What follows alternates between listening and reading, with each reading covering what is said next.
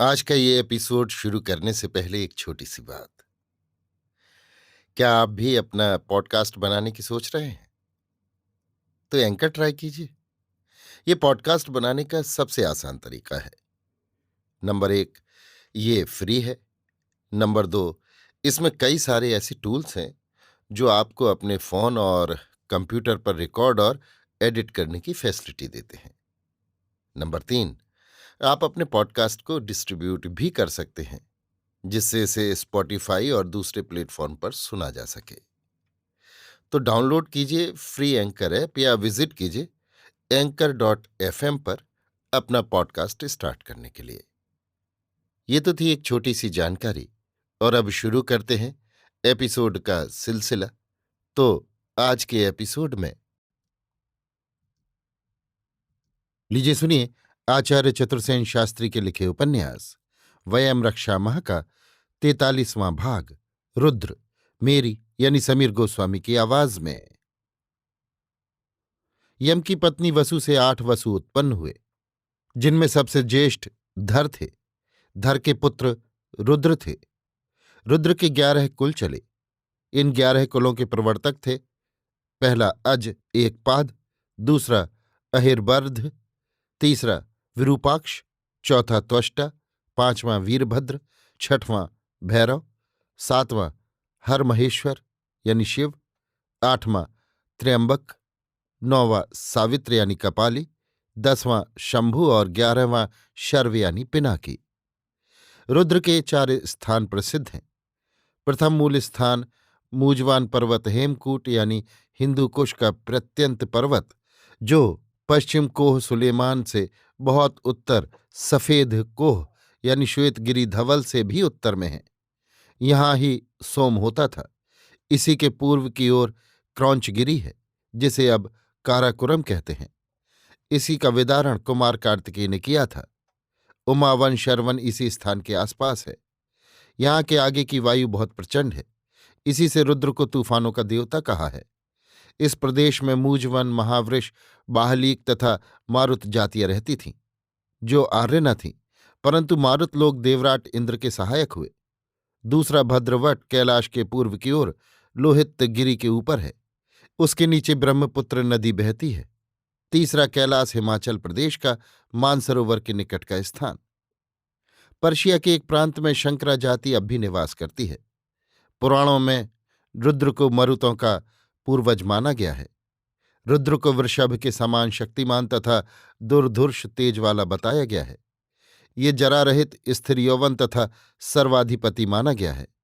ऋग्वेद से ये भी पता लगता है कि उसके होंठ सुंदर थे, रंग बादामी था, वो सिर पर बड़े बड़े बाल रखता था, शरीर उसका सूर्य के समान देदीप्यमान था, वो प्रचंड धनुर्धारी योद्धा था।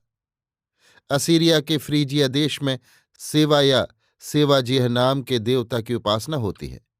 वहां तथा मिस्र में भी सेवा देवता के साथ सर्प का संबंध जोड़ा गया है।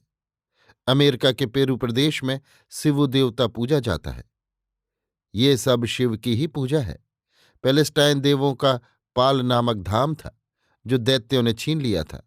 उसी के उद्धार के लिए शिव ने त्रैपुर युद्ध किया था। डेड सी, मृत्यु सागर ही वो स्थान है जहां त्रैपुर के मृत वीरों का जल प्रवाह किया गया है।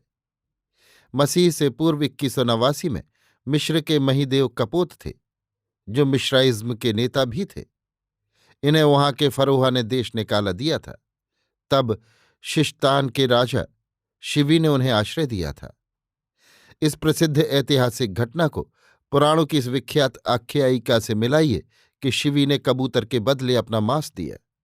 कपोत जाति को कबूतर बना दिया गया। ये शिवी राजा भी रुद्रों के वंश में थे। शेष रुद्रों का विस्तार सारी सुर और असुर भूमि में हुआ, और वे सभी सुरों और असुरों में समान भाव से पूजित हुए। अफ्रीका का प्राचीन नाम शिवदान है। पीछे जब राम ने रावण को विजय किया तथा अपने पुत्रों को राज्य दिया, तब अफ्रीका महाद्वीप कुश को मिला। तभी से वो कुश द्वीप प्रसिद्ध हुआ। अफ्रीका का मध्य देश, जिसे सूडान कहते हैं, शिवदान का ही बिगड़ा हुआ रूप है। यहाँ भूमध्य सागर के अंचल में यवन सागर है, जिसके तट पर वो प्रसिद्ध पुरी त्रिपुरी थी, जो स्वर्ण निर्मित तथा 3 खंडों में विभक्त थी। इसे ही शिव ने भस्म करके जलमग्न किया था। आज भी उस स्थान पर त्रिपुली नगर और प्रांत है, जिसमें शिव नामक नगर भी है। शिव के इस महाद्वीप में आने के पूर्व यहाँ प्रसिद्ध पृथ्वी विजयी चाक्षुष उर और उनका पुत्र अंगिरा आ चुके थे तथा तमाम द्वीप पर अधिकार कर चुके थे। उरन रियो उर उन्हीं की स्मृति को ताज़ा करता है। अफ्रीका का दक्षिणांचल तो अंगिरा प्रदेश ही कहाता है। अंकोला प्रदेश तथा अंग्रापेक्रना उसी के बिगड़े हुए नाम हैं।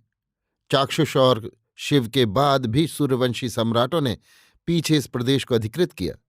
मानधाता यानी मांडाटे, अम्बरीश यानी अम्बे, मलिंद, ताम्रकुंड प्रदेश यानी टेम्बकू, दमी प्रदेश आदि इसी बात के द्योतक हैं। इरिट्रया प्रदेश भी आदित्यों ने जय किया था। इरिट का अर्थ सूर्य है। मत्स्य पुराण में लिखा है कि ब्रह्म राक्षसों का स्थान नलिवी नदी के तीर पर है। ये संभवतः रावण के ऊपर ही व्यंग है। यदि आप अफ्रीका के नक्शे को ध्यान से देखेंगे तो आपको ज्ञात होगा कि अबिसीनिया के मध्य में एक तन नामक झील है, जिसके पूर्वी तट पर 3 पर्वत हैं। ये तीनों पर्वत मिले हुए हैं और 3 ओर से इस झील को घेरे हुए हैं। चौथी ओर नील नद है। ये त्रिकूट पर्वत है, जिसका उल्लेख पुराण में है। अम्बरीश मंधाता के पुत्र थे।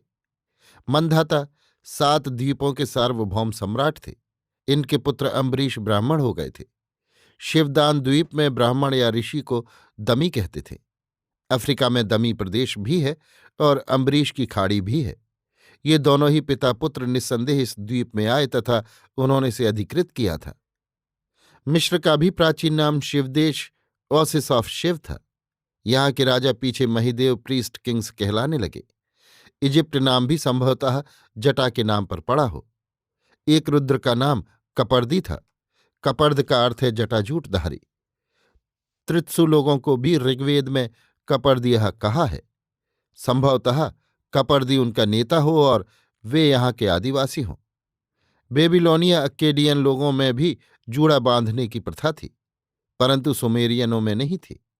संभव है इसी आधार पर इसका नाम इजिप्ट हुआ हो। हाँ, ईरान में एक प्रदेश जाटा भी है। संभव है वहां के लोगों का यहां से संपर्क रहा हो। मिस्र का नाम भी संस्कृत है और महिदेवों ने ये नाम रखा था। मिस्र के ऊपरी भाग में एक स्थान डभीटा है। यहां कभी दमित्र नगर बसा था, जो किसी विजेता आदित्य ने बसाया था। दमित्र सूर्य या विष्णु का नाम है। त्रिपोली यानी त्रिपुर, जिसे शिव ने भस्म किया था, वो मिस्र के पश्चिम उत्तर में प्रमुख नगर है। सब जानते हैं कि त्रिपोली प्रदेश का एक भाग सिरटियन सागर में जलमग्न है। कुछ दिन पूर्व इस जलमग्न भाग की जांच पड़ताल की गई थी। इसी के निकट कावस स्थान है। ये दैत्य याजक शुक्र के नाम पर है, क्योंकि शुक्र का नाम काव्य भी है। मिस्र देश भूमध्य सागर के तट पर है। इस सागर में आर्द्र सागर एड्रियाटिक सी है। इसी के नीचे यवन सागर है।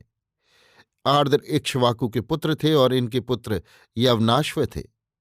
इन सूर्यवंशियों ने संभवतः अम्बरीश और मानधाता से भी पूर्व इस द्वीप पर अधिकार किया होगा, जिनके नाम पर ये समुद्र हैं। विचारणीय बात यह है कि मानधाता और अम्बरीश के स्मृति चिन्ह प्रदेश के नीचे के भाग में हैं, जबकि ये दोनों समुद्र द्वीप के सिर पर ही हैं। अग्निद्वीप भी यहीं है। मुनि नदी तथा अशांति नदी अफ्रीका में है। अभी आप सुन रहे थे आचार्य चतुर्सेन शास्त्री के लिखे उपन्यास वयम रक्षामः का 43वां भाग रुद्र, मेरी यानी समीर गोस्वामी की आवाज में।